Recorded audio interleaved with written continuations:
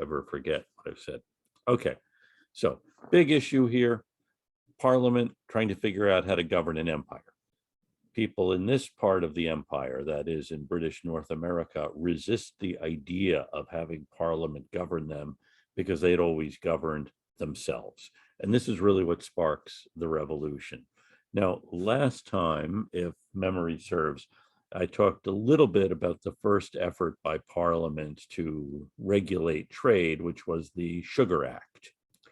And the Sugar Act was going to raise something like 78,000 pounds a year. This would be the equivalent of about 7.5 million pounds a year. And if you recall, Britain's debt was somewhere in the range of 124 million pounds.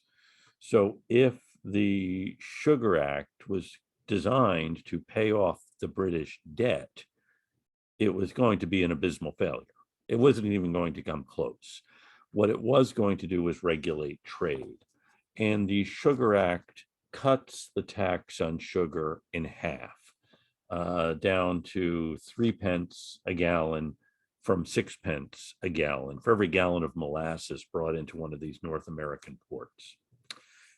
Now, what Parliament was going to do was send over people to collect it. You know, Parliament had passed this high tax years before, never bothered to send anyone over to collect it. So people were used to not paying this particular tax. Now Parliament is going to send over tax collectors. And also they're going to set up admiralty courts. They can hear these things. I think last time I started talking about James Otis, the petition of Lechmere in 1761.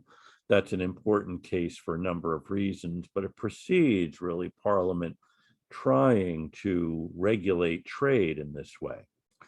And the Sugar Act, well, let me ask, who is the Sugar Act going to hurt? Having now to pay a tax on gallons of molasses you're importing into Boston or Newport or New York or Philadelphia. Who is going to be affected by this? Yes, Giovanni.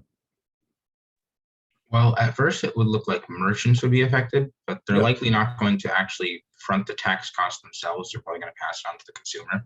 So it's probably just going to make it more expensive for people who actually process and buy sugar. That's a very good way of putting it. Yeah. The merchants who are importing sugar are going to be the ones paying the tax. In fact, you would have to, you're the one importing it, but you're a merchant, as Giovanni said, you're going to pass this along then to the people who are buying it, processing it. So first, those of us who are in the sugar trade, and we tend to be fairly well off if we're in the sugar trade, it is this really lucrative commodity.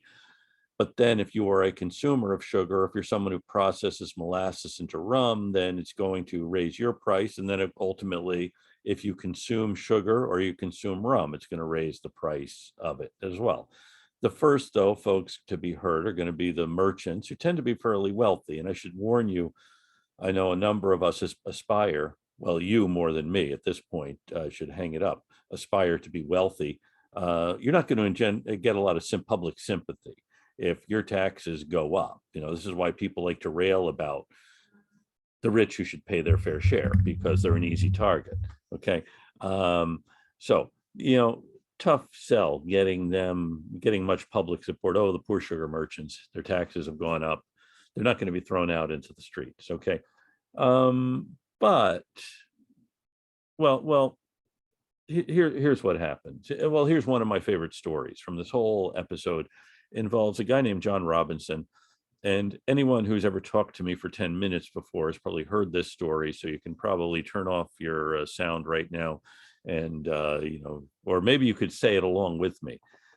Anyone remember this story? John Robinson, customs collector in Newport. Oh, okay. Some of the familiar faces are shaking their heads. Good. So he is sent to collect the tax in Newport. And he arrives. And now remember, the entire tax is going to raise 78,000 pounds a year. The merchants in Newport call him in, say, hey, we'd like to meet with you. So he goes to meet with them and they say, so here's the deal. You see one of our ships coming into Newport. If you're looking the other way, we'll give you 70,000 pounds a year. That's almost what the entire tax is going to bring in. Okay. These guys are making a fortune out of importing sugar and they don't want to pay the tax. So, what would you do if you're John Robinson at this point?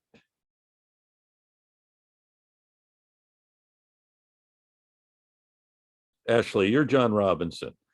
You're sent to collect the tax. The merchants say, hey, look the other way, and we'll give you 70,000 pounds a year, because that's what it's worth to us, not to pay the tax. What are you going to say?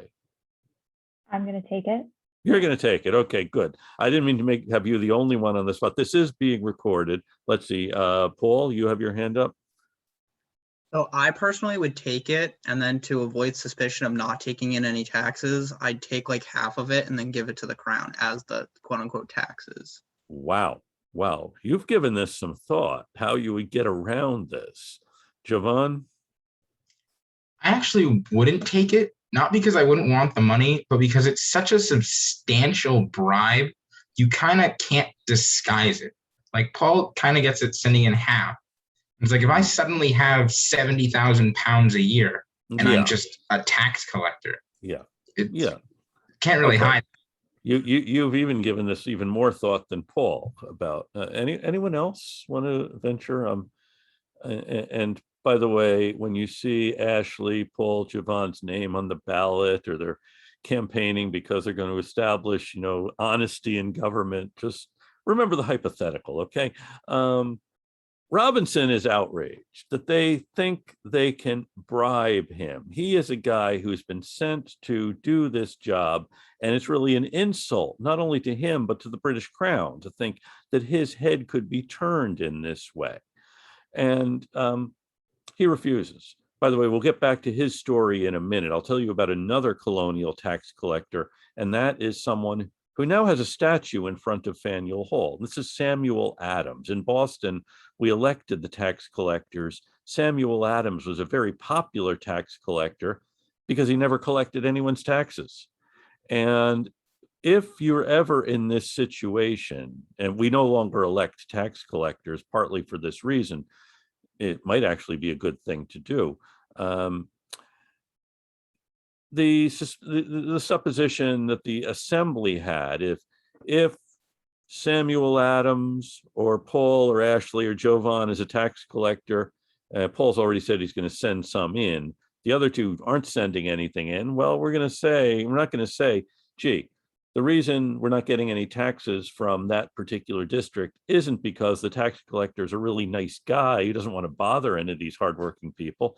We're going to suspect that you're collecting the taxes and then not sending them to the Crown or to the Massachusetts Assembly. So in the case of Samuel Adams, what happened was the Assembly said, if a tax collector isn't sending in what he should, we will seize his property to pay for it. Okay? So suddenly the sheriff announces he's going to sell off Samuel Adams's house on Purchase Street. Now, tax collectors, like really rich sugar merchants, generally aren't winning a lot of public sympathy. Samuel Adams was different because on the day of the sale, his house was surrounded by this really tough mob of longshoremen who seem to assemble a lot in Boston. This is a story for another day, and they prevent the sheriff from holding the sale. Okay, so there's someone in Boston knows how to use real muscle. We haven't yet gotten to that point in Newport, and our friend Robinson is not going to accept this bribe. And then a week or so later, a ship comes in, and he goes aboard, and the owner of the ship says, no sugar here. And when the cargo is inspected, it's found there is sugar there, and it's already been unloaded. So the Robinson goes to the sheriff, gets a writ of seizure for this property, sets a court date in the Admiralty Court so that we can have a hearing about this cargo of sugar that was not taxed, even though it was supposed to be taxed. And the day of the hearing comes, and the sheriff doesn't show up. So Robinson can't prosecute the case. It turns out that the sheriff is related to the owner of the ship. In fact, most of these merchants in Newport are related to people in the political legal establishment. Okay, so he goes to the sheriff says, if you ever do that again, I'm going to have you, dragged before the High Court of Chancery, makes all kinds of threats. The sheriff says, oh, no, it'll never happen again. Next time there is a similar case, ship comes in loaded with sugar. No sugar here. Robinson finds out there is. He has people he's paying off on the waterfront to say, that ship actually did have sugar on it. This time the sheriff shows up, but the judge doesn't show up. So Robinson is coming to see that he can't actually enforce this law in Newport. The whole establishment is against it. Maybe he should have taken the bribe and sent some in, and everyone would have been happy. Then what happens? This is a ship doesn't even stop in Newport, keeps sailing up Narragansett Bay, and Robinson gets into a little boat and follows it. It goes up Narragansett Bay into the Taunton River, and at the town of Dighton, which is actually in Massachusetts, it stops, it docks, and Robinson comes aboard and tells these guys who have just sailed this ship up from Barbados that they have to turn around, take it to Newport so he can inspect it. Now these guys say, hey, wait a minute. We don't know how to sail a ship like this. We'd hate for it to be damaged on the way back to Newport. Okay, so what do you do if you're Robinson? These guys now claim they don't know how to sail a ship. They can't take it back to Newport.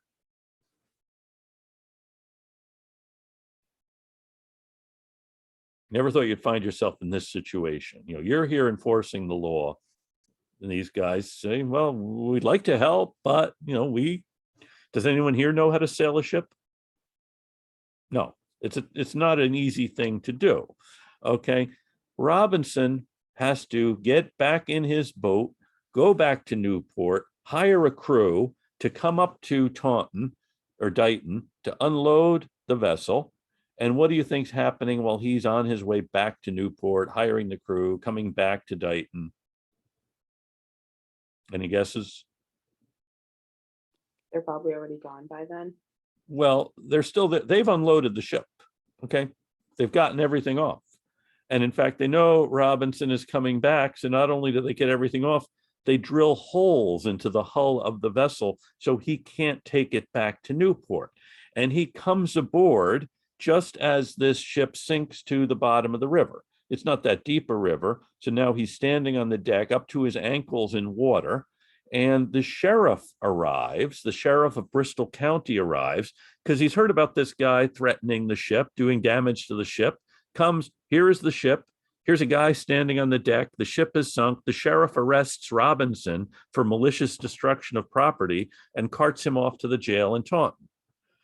So this is all an indication to Mr. Robinson about how difficult it is going to be to enforce the law in Newport. You have these, tough guys who sail the ship, and these are pretty tough characters who are in the merchant trade at this time, supporting the sugar merchants.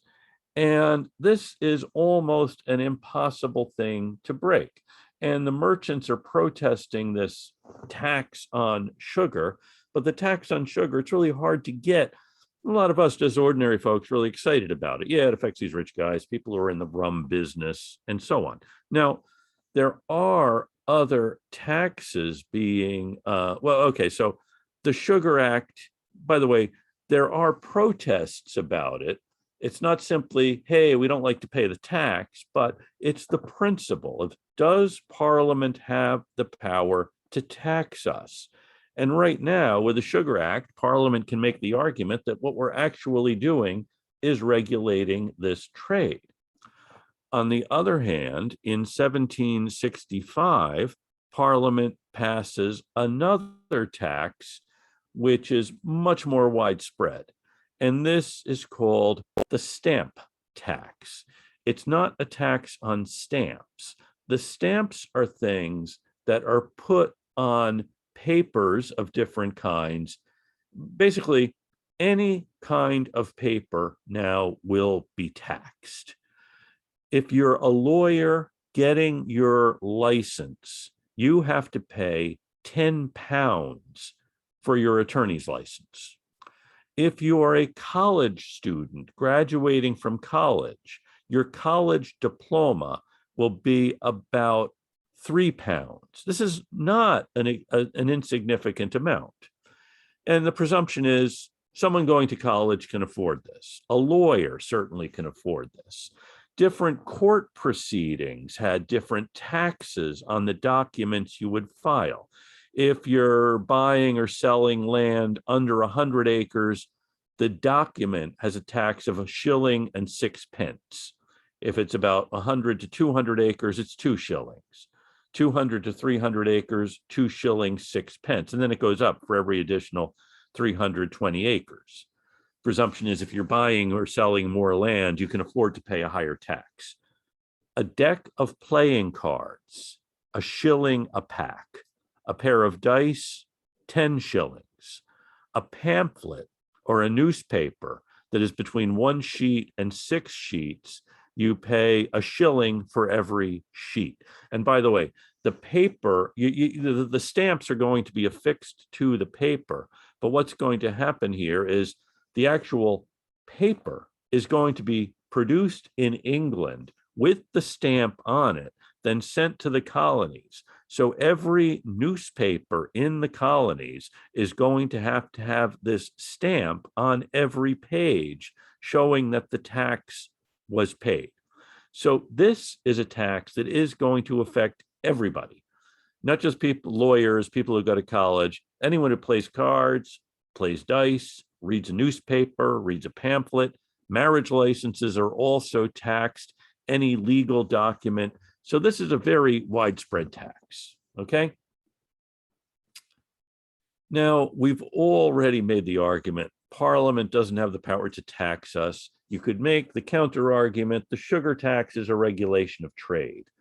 The stamp tax, though, is a tax on everyone. It's going to take effect on the 1st of November of 1767, or 1765, I'm sorry. And in the summer of 17, and actually, we have designated certain agents in each colony to sell these stamps, to be in charge of the stamps.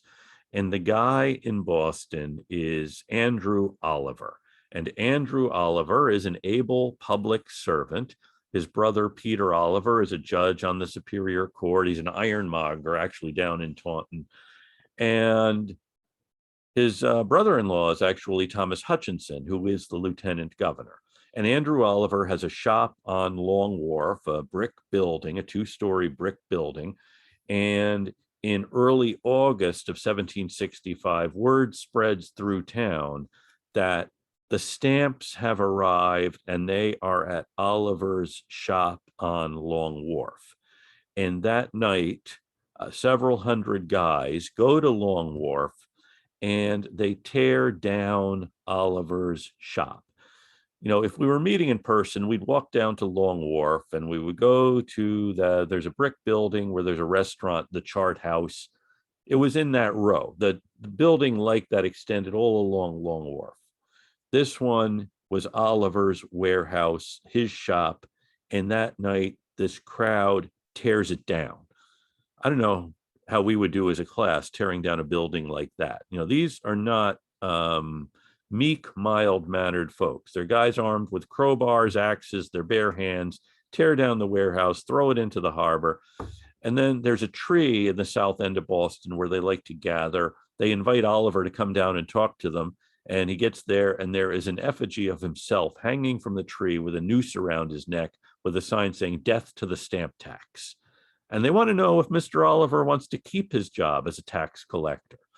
I'll let anyone but Ashley, Jovan, and Paul answer the question. What would you say if you're Mr. Oliver? They've just torn down your shop, hung you in effigy, and now they want to know, do you still want to be yes, Lindsay? If I was him, I'd look for another profession, maybe Yeah. something modest, like He resigned. Yeah, he does resign. Okay. making carpentry, anything other than Yes. tax collecting. Tax collecting. Wise choice. Okay. So he resigns. Good. Then his brother-in-law, Thomas Hutchinson, though, he's lieutenant governor. Hutchinson thinks stamp tax, bad idea, not going to raise enough revenue to be worth the expense of trying to enforce it. And he doesn't say this publicly. He writes this to members of parliament, he knows, and other people. But somehow word gets around town that Hutchinson has also said, boy, what a wuss Andrew Oliver was for resigning. And not just what a wuss, he can kind of understand, but he says, if someone doesn't like a mob doesn't like the law, and they go out and protest, and the people responsible for enforcing the law resign, what kind of law do you have? You have the mob running things, the mob deciding what laws they will obey, intimidating those who are supposed to enforce the law. So he thinks it, should have shown a little more backbone. Word gets around town, though, that Hutchinson supported the Stamp Act and also thought his brother-in-law should have shown a little more character. Okay, so Hutchinson is at his home in the North End having dinner with he's a widower. His daughter lives with him, and they're home in the North End. And suddenly, outside, they hear the mob. His daughter says, "Maybe we should leave." Thomas Hutchinson, born here. He's not only the lieutenant governor, he's the chief justice of the Superior Court. He's represented Boston in the Colonial Assembly. He's also an historian. One reason I really like him. In a different lifetime, Thomas Hutchinson probably would have been a college professor, which is one reason you find, a lot of mild-mannered college professors finding him a more sympathetic character. His daughter says, maybe we should clear out. But of course, well, he's from here, respected man about town. Why should he give in to the mob? And then they hear an axe hitting the front door. They hear the front windows smashing, and they do leave through the back door. Then the mob ransacks his house. Things really get going when they find his liquor cabinet, his wine cellar. They cut out the eyes from his portrait, and they also find he's writing a 3-volume history of Massachusetts Bay. He's finished the first 2 volumes. They find this manuscript history, as well as a lot of the documents he has to work on it. They take these and they throw them out into the street with all the furniture. One of his friends said, apparently no one wanted to read another volume of his wretched history. This is what the poor guy's friends are saying, okay? So his house ransacked by the mob, and fortunately, Hutchinson has another house. This is a longstanding tradition with Massachusetts governors to have more than one house. Actually, the current governor only has one, but his predecessors had multiple houses, probably with Thomas Hutchinson in mind. So he goes to his other house in Milton. Anyway, you see here, I think Hutchinson is right that things really are out of hand here. You have this wild resistance to this act, this Stamp Act, the fear of the stamps. And Hutchinson is really worried about what will happen if Parliament tries to enforce this. Now, just to make a long story a little less interminable, the colonial assemblies call for a Stamp Act Congress to protest the Stamp Act. And they meet in New York. And they say, hey, we all think the Stamp Act is a bad idea. Only 5 of the colonies are represented there. But meanwhile, the stamps are supposed to be unloaded on November 1st. Boston is known for having a riot every November 5th. You could mark your calendar. And it's not pay rioting season. It's because of something that happened actually in 1604. We don't need to get into a lot of detail about it. 1604, a group of Catholics crept into the basement of the Westminster Palace where Parliament meets and tried to blow it up. They were caught, okay? And the ringleaders were drawn and quartered. And ever afterward in England, they observe Guy Fawkes Day. He was one of these conspirators, okay? Somewhere around about the 1680s, you have Guy Fawkes Day or Pope's Day being observed every November 5th in Boston. So, hey, we know stamps going to go on sale November 1st. November 5th is the day there's all this rioting. We're really worried about what might happen with this. So you have well, we'll get back to this in a bit. In Parliament, there's a debate about all of this.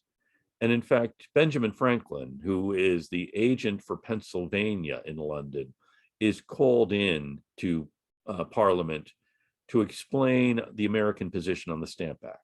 And Franklin really was not against the Stamp Act. He thought it might be unwise, but he also recommended a couple of friends as possible tax collectors in Pennsylvania. Word had gotten around Philadelphia that Benjamin Franklin was in favor of the Stamp Act, and his wife, living in the new house that she and her husband had built, hears rumors the house is going to be attacked, so she organizes a defense of it. And fortunately, they prevent a mob from attacking his house, fortunately for their house. I mean, some of you may go in for this destruction of property that happens here in 1765 in Boston. And in fact, there's an historian, he's now dead, lived out in Western Mass, and he wrote about these episodes, and he called it working class exuberance. Of course, he's a guy who lives out in Amherst or someplace. You know, I have to say, as a property owner in the city of Boston, I'm very much against this kind of working class exuberance. And if any of you want to demonstrate your working class exuberance, don't come to Porter Street in East Boston. Okay, that's all I can tell you. Do it somewhere else. So anyway, Parliament takes up this whole thing because here we passed a law, overwhelming majority passed it, provokes all this rioting. What should we do about it? And one member of Parliament says, we really should get tough. That is, send over troops. He said, who do these people think they are? These colonies were planted by our care, nurtured by our tender governance. They thrive because of our administration. And now these people begrudge us paying for their own support. Well, another member of Parliament, a fellow named Isaac Barry, and Barry was a general. He had led American troops in the 7 Years' War, and he hears this and says, planted by your tender care, they left to get away from you. Nurtured by your governance, they've thrived despite your every effort to squelch them. And they thrive in spite of you. And it is your policies that have caused the blood of these freeborn sons of liberty to rise within them. Now, you know, as I said, there's this mobs in Boston. Every November 5th, they turn out to have these riots. They're the ones who had protected Samuel Adams's property when it was being seized. They're the ones who had destroyed Oliver's warehouse, and they destroyed the Hutchinson house. And for years, we've just called them the mob. But they know a good name when they hear one. They no longer are the North End mob, the South End mob. They are now the Sons of Liberty. When he said the freeborn Sons of Liberty, that's a great phrase. And the leaders of the mob know that. And that tree where they would gather in the South End and hang effigies of stamp collectors becomes the Liberty Tree. And this is, it really is political theater, but it's very important political theater. And you see here power seeming to shift. I mean, if a guy named Ebenezer McIntosh is a shoemaker, and he will lead this mob through the streets to go and attack the Hutchinson house, the Oliver warehouse, and people reported seeming several thousand longshoremen, sailors, dock workers parading through the streets with torches. McIntosh raises his hand and they're all silent. What kind of power does this guy have? Anyway, I could go on with this. And for Hutchinson, it's a worrying thing. For others, it should be a worrying thing, unless, of course, you're one of the mob and you kind of like this working class exuberance that popular among college professors who aren't affected by it and others. Anyway, Parliament decides to rescind the stamp tax, okay? But Parliament doesn't want to give up the idea that it has the power to tax these colonists, whether they like it or not. So in rescinding the stamp tax, Parliament passes the Declaratory Act, which declares that Parliament has the power to govern the American colonies in all cases whatsoever. We choose not to exercise this particular power, but we have it. And Benjamin Franklin, who really is a very savvy observer of things, and it's not clear what side he is on in this. He loves the British Empire, says this is a wise piece of legislation only if no one ever tries to enforce it. Okay, yeah, you can declare anything you want, but when you start doing it, there's going to be trouble. And one thing that happens in a parliamentary system, the governor, the chancellor of the exchequer had proposed the stamp tax. The stamp tax led to this chaos. They have to rescind the stamp tax. And if you ever find yourself in that position as a leader of parliament, your piece of legislation has just failed spectacularly, you resign. The problem is there was no one in opposition in British politics to step in and become prime minister. So they had kind of a couple of coalition governments. And then after about 2 years, the same group that had brought on the stamp tax is asked to come back. And they do. And they say, you know what? We're going to impose more taxes on the Americans because we still haven't paid off this debt. And we also want to show we can. So in 1767, the Parliament passes a new series of taxes on lead, paint, glass, and tea.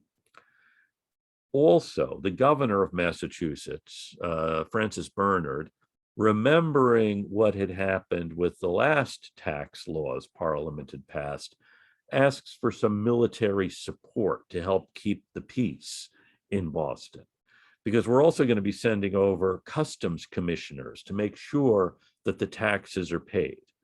So in the fall of 1767, again, it happens to be November 1st of 1767, these customs commissioners arrive. You know, knowing, I guess they didn't check the calendar and say, boy, that's just in time for the annual Pope's Day riots. We'll have the customs commissioners arriving. And then in October of 1768, so actually, and also in the fall of 1767, you have 2 regiments of British troops arriving to keep the peace in Boston.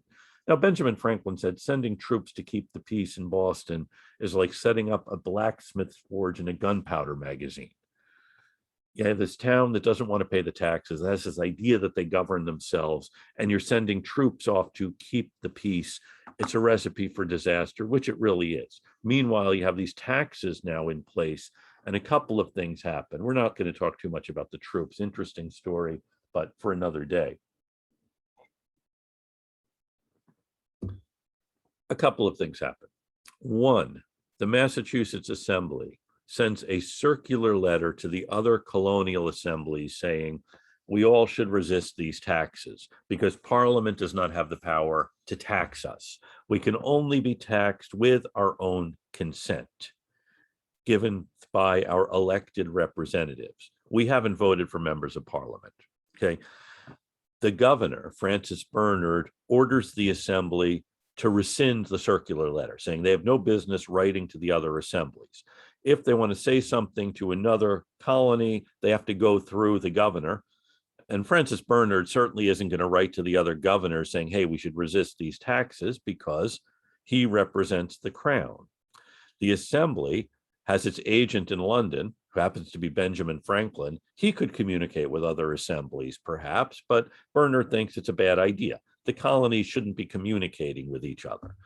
The assembly overwhelmingly votes not to rescind. 17 members of the assembly vote in favor of rescinding, and 68 vote against. 92, I'm sorry, vote against. And if you venture to the Museum of Fine Arts, if you go into the American wing, you will see a silver bowl made by Paul Revere, and it tells this story. It was made at this particular moment. Francis Bernard suspends the assembly because they violated what he said they should be doing. And this does quiet down the assembly. It doesn't quiet down the protests, though. And down in Pennsylvania, John Dickinson, who is a Philadelphia lawyer, writes a pamphlet called The Letters of a Farmer, a Pennsylvania farmer. You know, just a good tip. If you're going to write a political tract, it's better to pose as in this period, a farmer than a lawyer. Imagine a tract by the Philadelphia lawyer. It's a farmer. Farmers are wholesome and are honest and are self-employed. They are the, well, we can go on talking about how wonderful farmers are, and Mitchell knows how wonderful farmers are, I know. And the rest of you will quit school and take up farming because you don't want to be lawyers or sugar merchants or these other lucrative things. And so Dickinson's Letters of a Farmer say that Parliament does have the power to regulate trade, does not have the power to tax Americans, because Americans are represented in their own assemblies, which have the power to tax. Parliament doesn't. We've not consented to be governed by Parliament. And the letters of the Pennsylvania farmer become the standard arguments Americans are going to make about Parliament's attempts to tax them. Okay. What you really see here is a crisis between Parliament and the colonial assemblies. And this leads to a crisis between the governors of the colonies, like Francis Bernard, and the assemblies about who governs in the American colonies. It really is a constitutional crisis for the British Empire and for these colonies. And there does actually seem to be a simple way this could have been resolved. Parliament could have said, okay, you can have representatives. You imagine that there are 400 members of Parliament, okay? Suppose each colony had one representative in Parliament. That would be 13. And they would have to pay to send these members off to London. There already are Americans living there, like Benjamin Franklin. It's easy to see Franklin becoming a member of Parliament representing the American interests, but he's one guy. You have 400 plus others. However, that would have completely destroyed the arguments the Americans made that we are not represented. And it could have been done in 1767, 1768, but Parliament doesn't want to concede this point that it governs the empire and not the colonial assemblies. Are there any questions on this?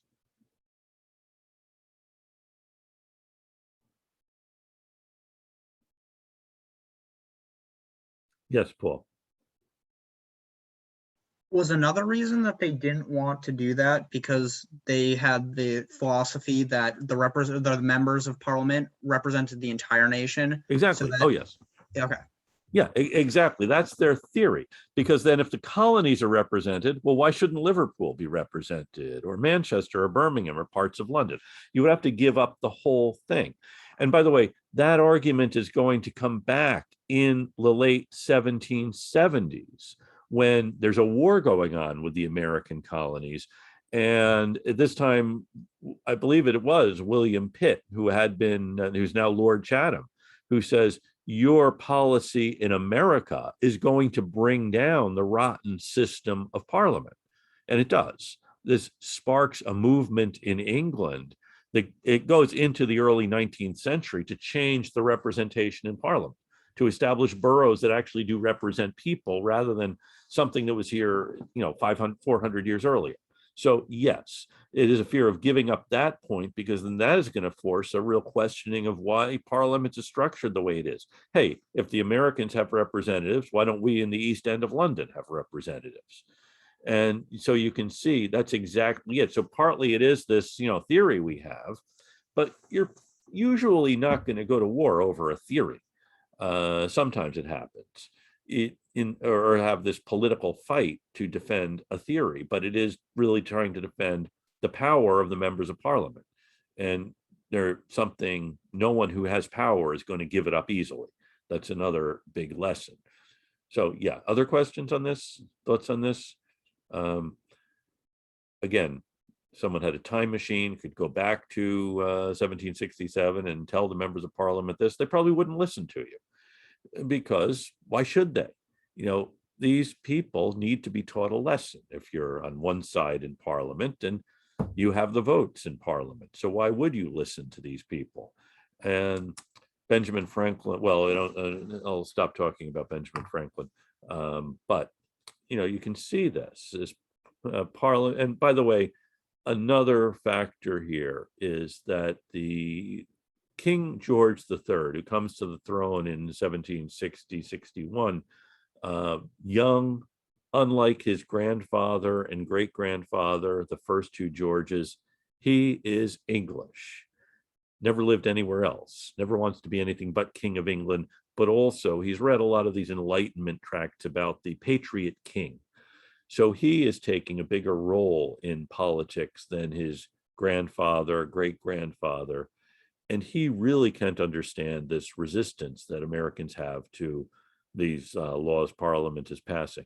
I was just reading, Prince Charles visited the United States in the 1970s and apparently said it was too bad that George III never visited America because it might have changed his perception.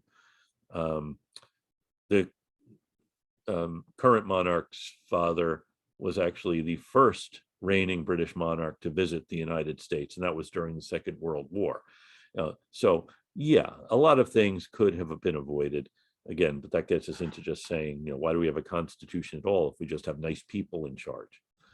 Okay, I know you've all done a lot of thinking in this hour and 15 minutes and a lot of writing, and I will let you go until Monday, okay? So I'll see you next week. Thank you. Take care. Thank you. So Professor, we didn't have time for it today, but do you think our next class I could do the Suffolk votes? Oh, I'm sorry. Yes. I should have another person with